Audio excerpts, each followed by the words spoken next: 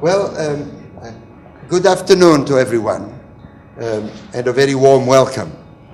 It is a very great privilege and honor to welcome Director General in the Council of Europe, Dr. Gabriella Battaini-Dragoni, our guest speaker at this opening ceremony today. As you know, the spring semester is about to start, and this time we have had the great privilege of signing an agreement with the Council of Europe, and this explains why we have asked Dr. Gabriella Battaini-Dragoni to be our guest speaker. Seen from here, we have a very impressive audience. I see the directors of VIU, and I will call on them, each one of them, so that the students may recognize them. The directors of VIU, members of the board of directors, which will meet tomorrow, are Aaron Shai, rector of Tel Aviv University. Please stand up, Aaron.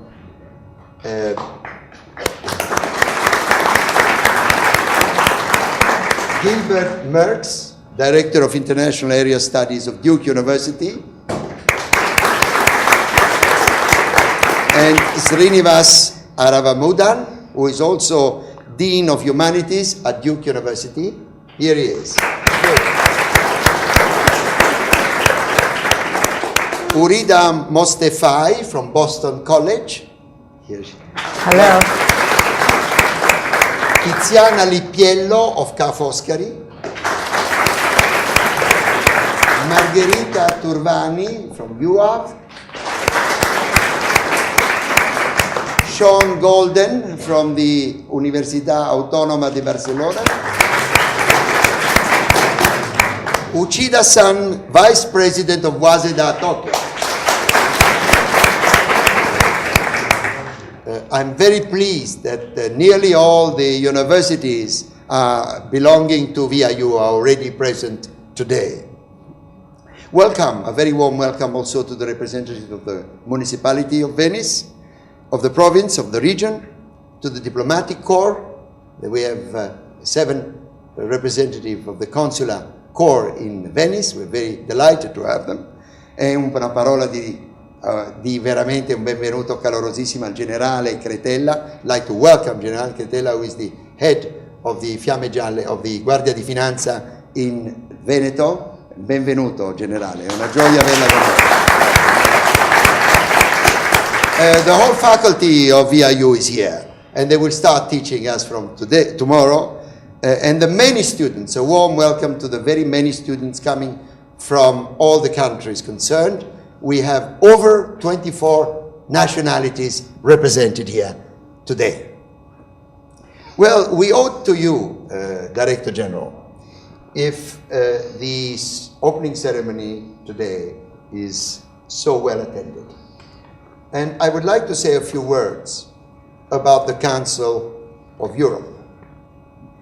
The Council of Europe is the doyen, the oldest European organization. Already at the end of the war in 1946, Winston Churchill, looking at the terrible tragedy of the war, said, should we not have a kind of United States of Europe? And a few years later, in 1949, the representatives of 10 countries in Europe decided to create the Council of Europe. Now the membership has increased enormously. From 10 countries, we've gone up to 47, I believe. Yes. And this is due to the fact that in 1989, the Berlin Wall came down, and that many states in Europe decided to join this very old organization. It's a very important organization because it has made of human rights the main flag, the main reason of its existence. It has done much to foster respect of human rights in Europe and around the world. It doesn't only preach human rights. It has a system of law and of tribunals which make it possible for people to go directly to the Court of Human Rights and defend their position.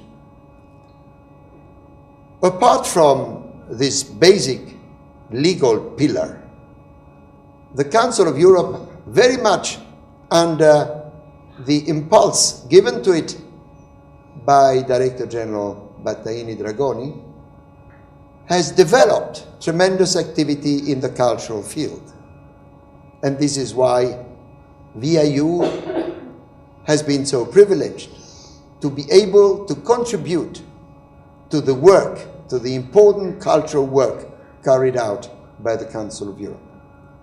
We shall do so, and we have decided today that we shall start, as from next week, a series of discussions to see how we can better improve our cooperation among us. Now, Venice is by itself a very extraordinary city, because all roads come somehow or cross over in Venice. And one of the main areas of cultural activity of the Council of Europe is to study historical itineraries which have joined countries far apart from each other. VIU, in a way, is also a type of crossroad. And we feel that there is much we can do together and we can achieve together. But let me say that the Council of Europe today is also making tremendous efforts to see that what happens in the world close to us, in the neighborhood countries of the Mediterranean, systems of democracy, of respect of human rights, rights of the person, may be better preserved, defended, and recognized. And this is another field in which Director General Battaini-Dragoni is working together with the European Union. Now, I'm saying this for the many students who come from abroad. It is sometimes difficult to make a distinction between the different organizations in Europe. The Council of Europe has its seat in Strasbourg in France, and it is the oldest European organization. In 1957, 11 years or 10 years later, the European Union started its work. But that's another matter, it's in Brussels. And the difference between the two organizations is that the membership of the Council of Europe is so much larger. The European Union has only 27 states, but the Council of Europe is 47. And to give you an idea of the population of the 47 countries, I will simply mention that there are over 800 million people. And this is why I consider it a great honor and a great privilege that Director General Battaini-Dragoni has come to see us. We have had the pleasure of entering this agreement together with her, thanks also to the good offices that Alberto D'Alessandro, who is the representative of the Council of Europe office in Venice, has made possible. And I would like to give her the floor, saying again, on behalf of us all, how grateful we are for her coming to see us. Thank you very much. Thank you. Excellencies, dear President, ladies and gentlemen, and dear students, it is indeed a great honor for me to be here today and to open this semester and to have the opportunity to present, through some of the things I will say, one of the main activities of the Council of Europe, dealing specifically with the issue of how to live together in the 21st century. I would like to say a word about Venice. As you know, Venice is known as the Serenissima. And I would like to start with a question. drawn from this word, Serenissima. How serene can we be in the 21st century?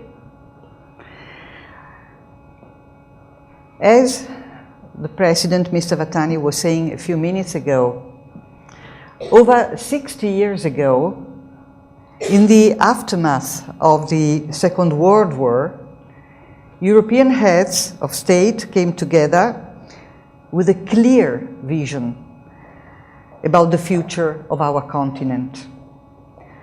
They were convinced that the pursuit of peace based upon justice and international cooperation is vital for the preservation, I underline the word preservation, of human society and civilization.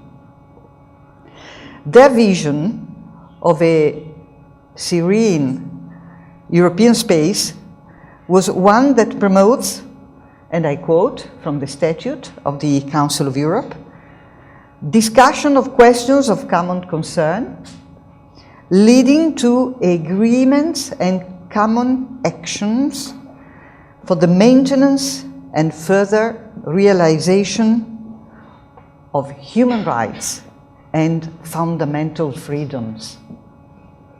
That was the beginning of the history of the Council of Europe.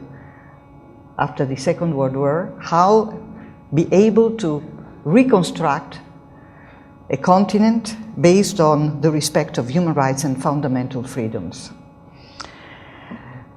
These heads of states and government went on to create the Council of Europe in 1949, the organization that I have indeed the honor to represent today.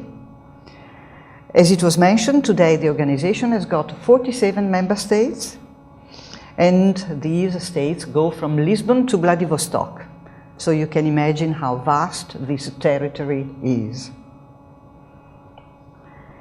The political agenda of the organization is nowadays characterized by three main pillars: human rights, democracy, and the rule of law. Our societies have changed fundamentally since the 1940s. It may therefore not be entirely out of place to ask what needs to be done to adapt this agenda of the 1949 to the new circumstances, the societies in which we live today.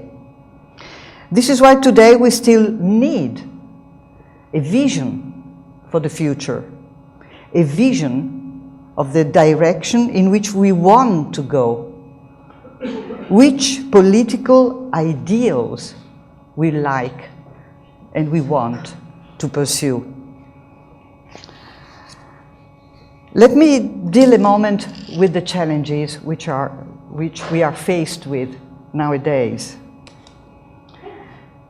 In spite of the many improvements in our living conditions, Europe feels that it is undergoing a time of crisis. Many people are very disappointed indeed, with the way our democracies work. Many people are hit hard by the difficult economic situation of their country. Many think that globalization has gone too far. Many suffer the effects of a degrading environment.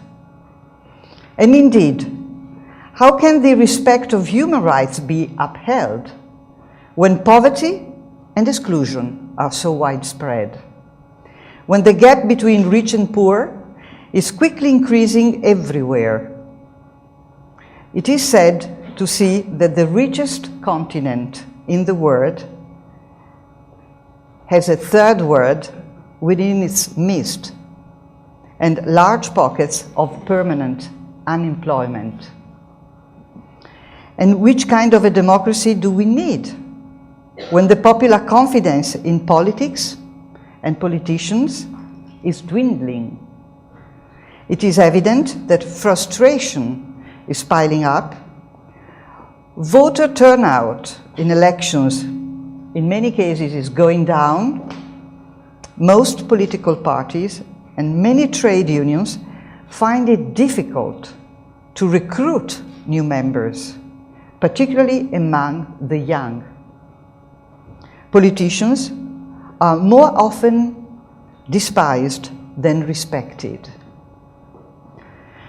How can we restore confidence in the rule of law when the ideals of justice and participation so often end in unfulfilled promises?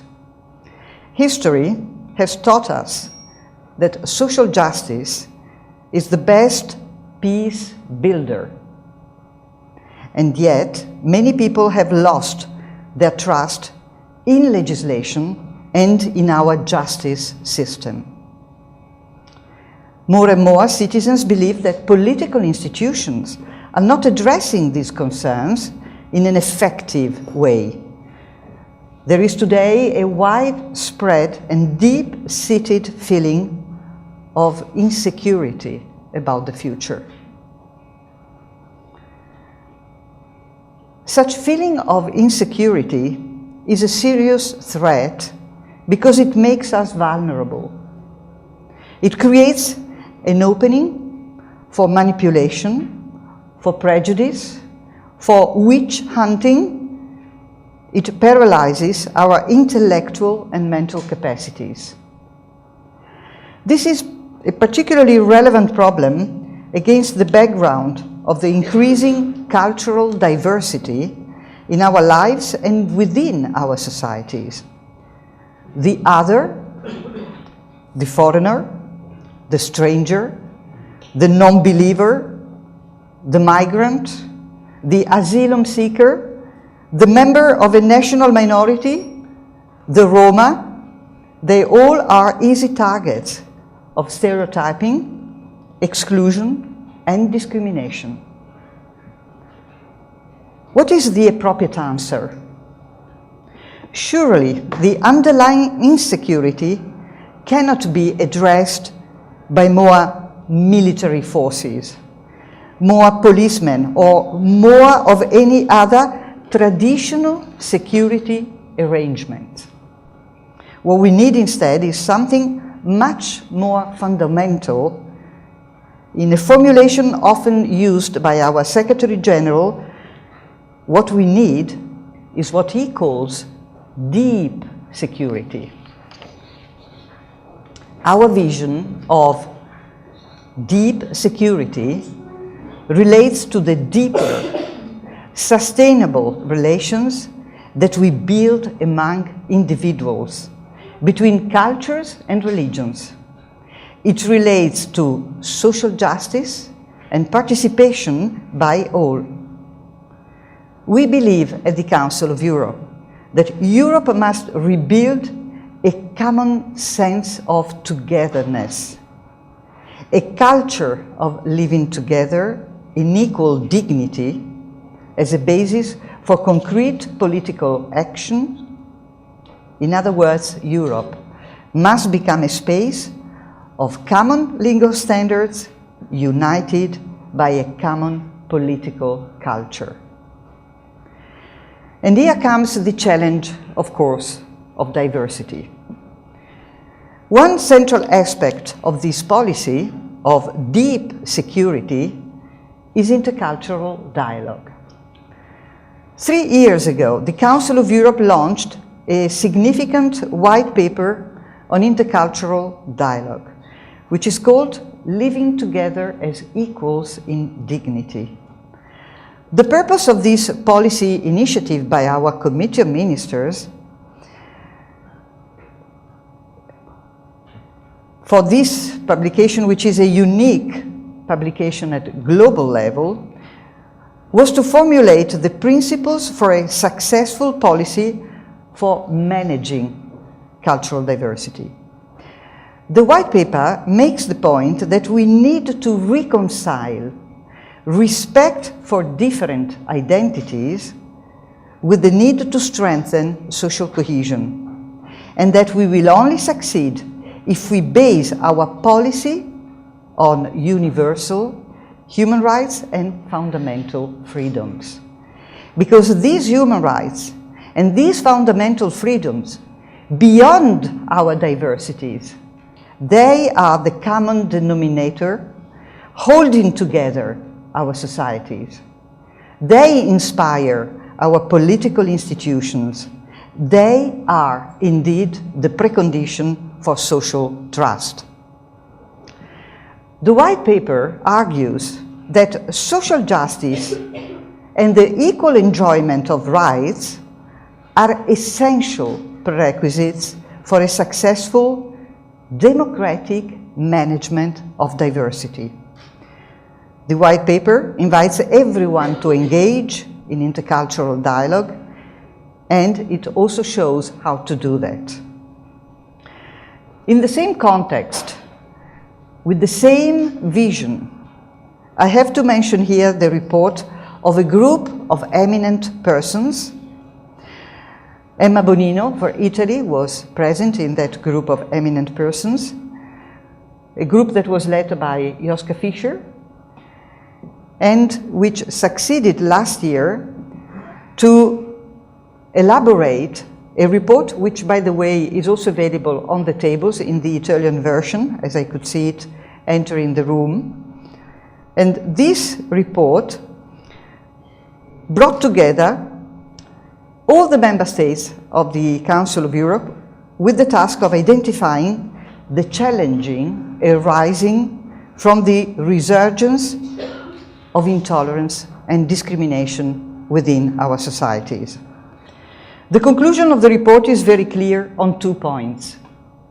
One, that our societies are very diverse, and two, that we are not very successful in managing that diversity. The report contains very specific recommendations on how to do better and on how to transform diversity from a potential threat to a real benefit for our societies. It says that Europe must fully embrace diversity if it wants to remain a region of peace and prosperity. This will only work if all of us acknowledge that we are equal before the law, if we respect human rights and share certain rights and obligations within our societies. There is particularly one challenge that the report deals with, and that is the challenge of justice. I mention only briefly the European Court of Human Rights of the Council of Europe, because it was mentioned also by the President, Ambassador Battani. I'm sure that this important institution, which is often the last resort for citizens who feel that their human rights have been violated, this important Convention on Human Rights, on the European Convention on Human Rights, and the Court, I believe, needs no specific introduction. Let me mention, however, another Council of Europe mechanism which expresses the vision of justice. The advisory body on matters of constitutional law, called the Venice Commission, which is also known as democracy through law.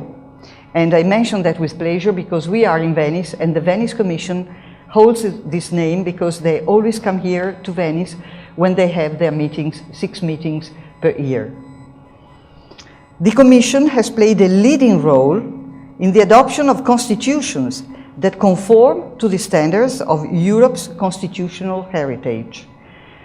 This Commission, initially conceived as a tool for emergency constitutional engineering, has quickly become an internationally recognized independent legal think tank.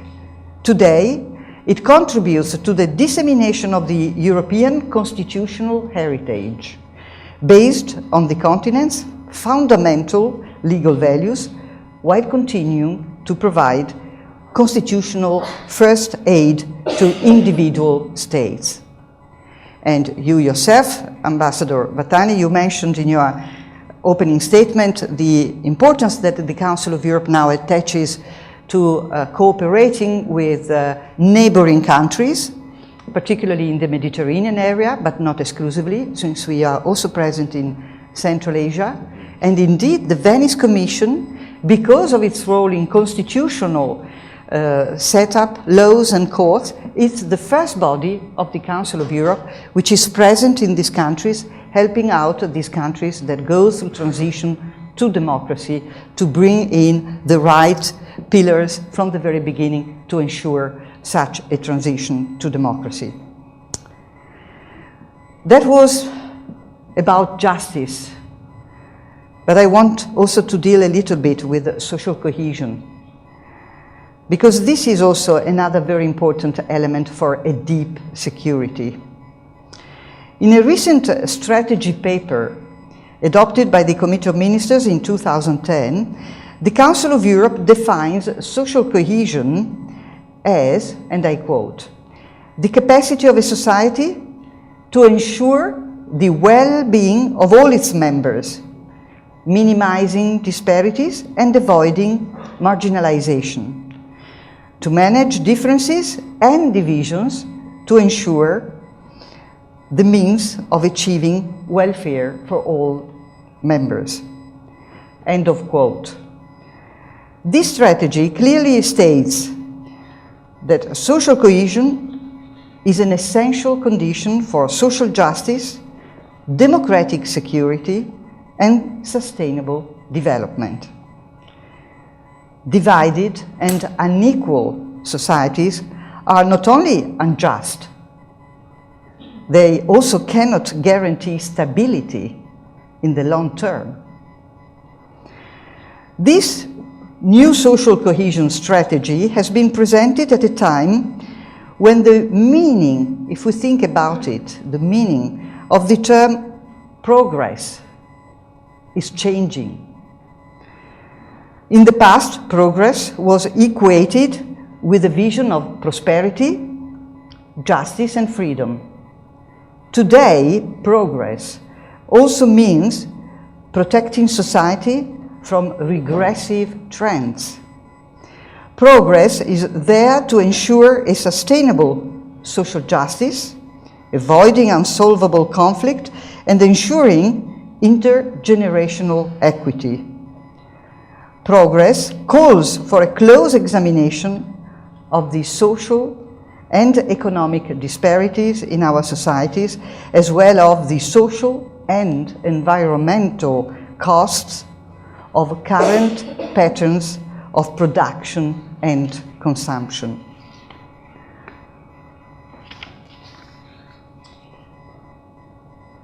So far, I have mentioned some of the political, legal, and administrative arrangements that are needed to address the current challenges. The picture would be incomplete, however, if we forgot to mention the ability of every one of us to first understand these challenges and to develop the competencies that are needed to meet them. Deep security cannot be achieved as a top-down strategy only.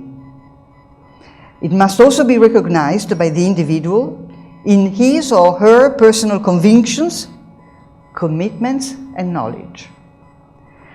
This has clear implications for our educational systems.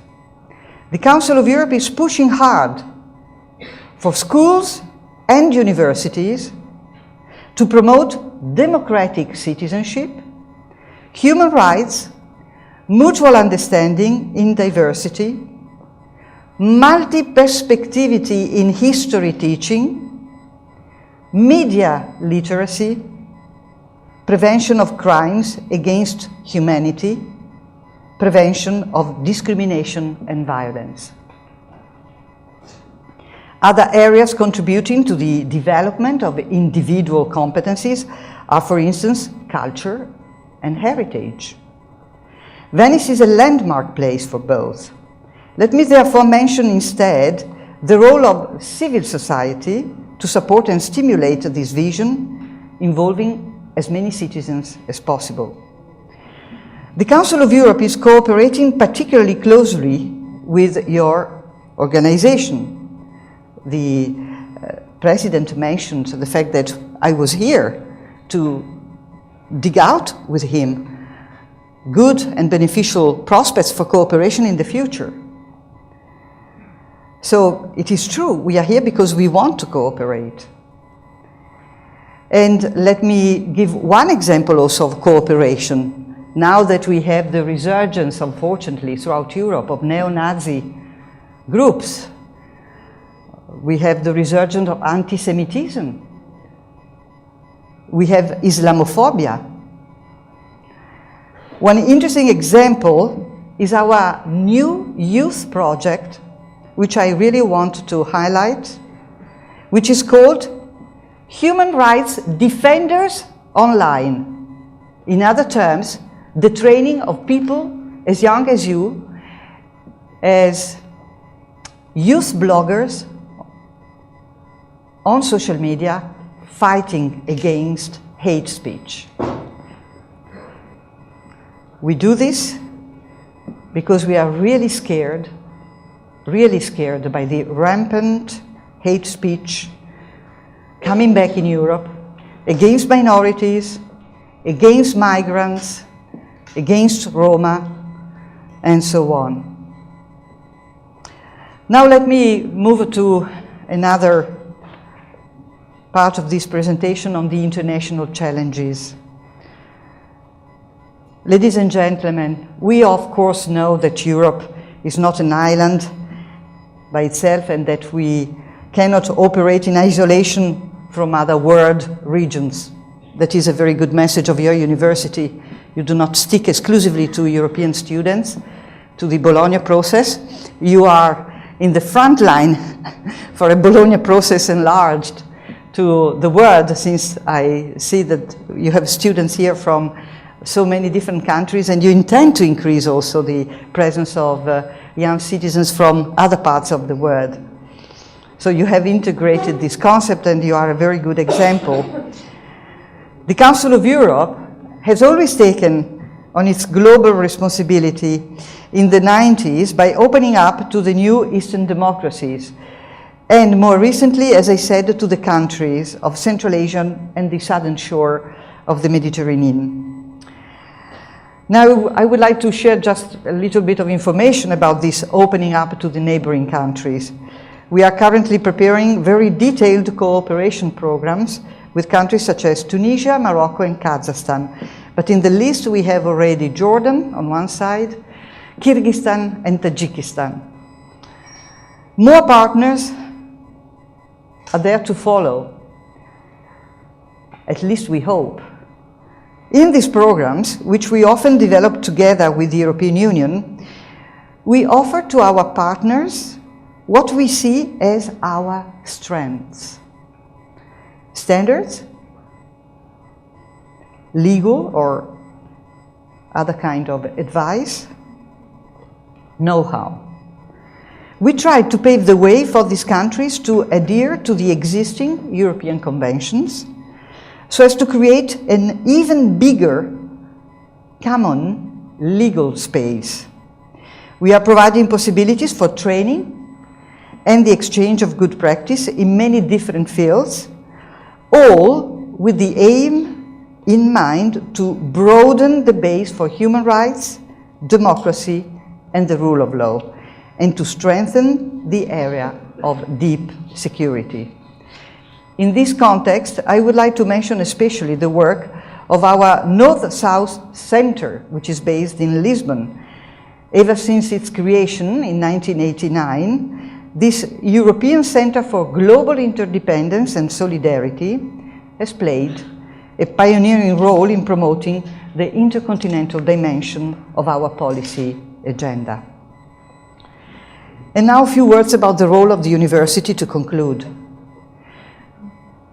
So this brings me back to the Council of Europe vision in 1949, when its founding members insisted on the promotion of discussion of questions of common concern, leading to a common action for the maintenance and further realization of human rights and fundamental freedoms.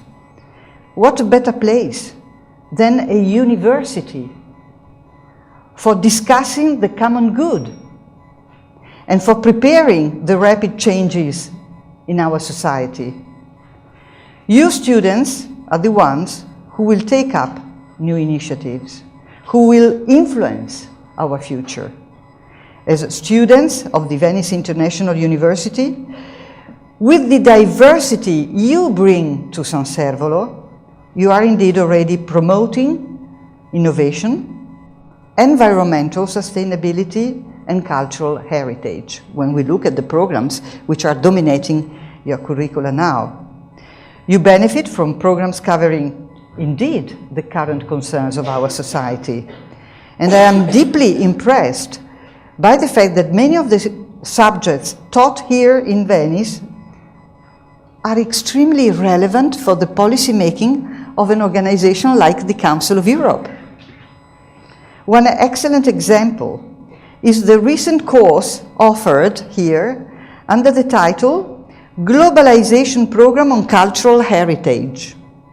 It echoes the themes taken up in the Council of Europe Convention on the value of cultural heritage for society, the so-called Faro Convention, which was signed in 2005.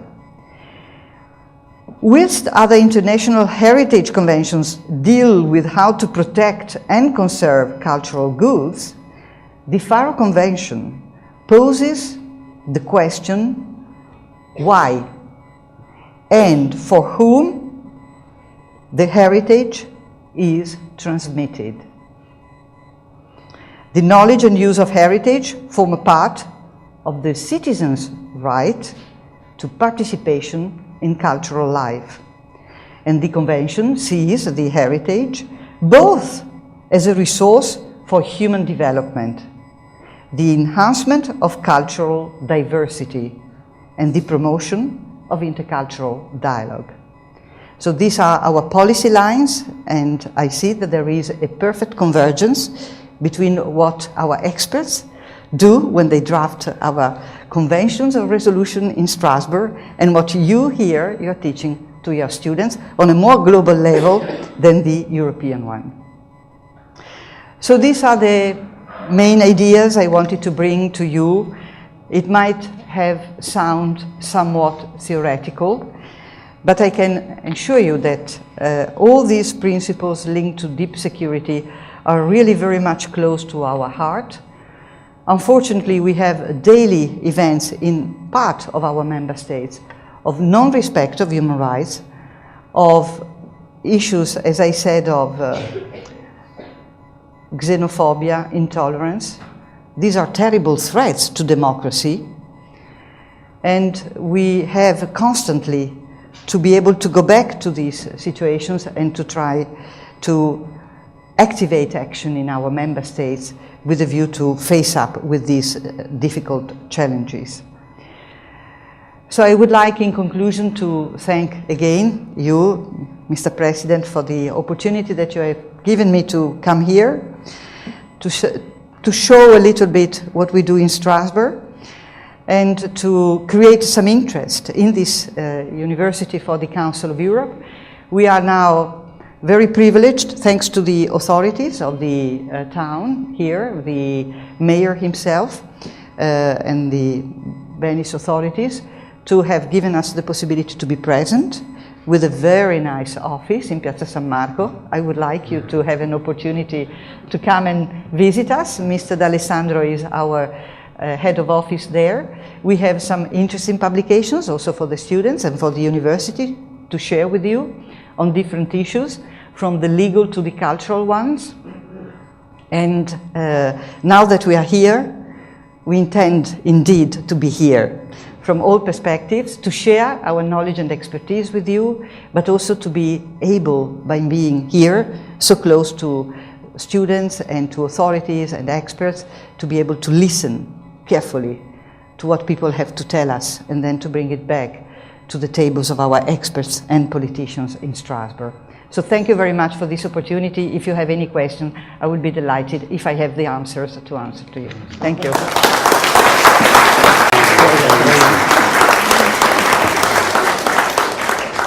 Let me thank you so much for a thought-inspiring statement that you just made, and for the important message you gave us on what the Council of Europe is doing and what it plans to do. Thank you also for the very kind words you addressed to the university, to the faculty, to the students. I'm sure they must have enjoyed enormously your words. We live, as you say, in a global world, but diversity is the rule. And diversity, as you rightly say, is a challenge in itself.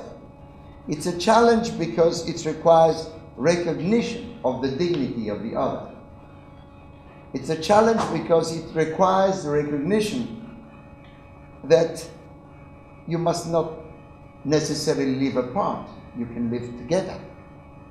And finally, it somehow requires the recognition that you should not ignore the other, but rather take interest in the other. Now, VIU's mission, in a way, becomes clear if you take this as a point of departure. Because we work together here in this university because we want to share the riches, the experience, the knowledge, the research activity we carry out, each one of us in our own home. But our efforts go much further than that, because we believe that in sharing together our riches, in fact, we can make the other better understand how important his contribution can be in sharing it with us. And I think this is basically the principle, and I'm so pleased to say that I heard your words indicating that there is great room for cooperation in this field, and we shall certainly proceed in this way with great enthusiasm. Thank you very much indeed, and thank you for the wonderful message you gave us.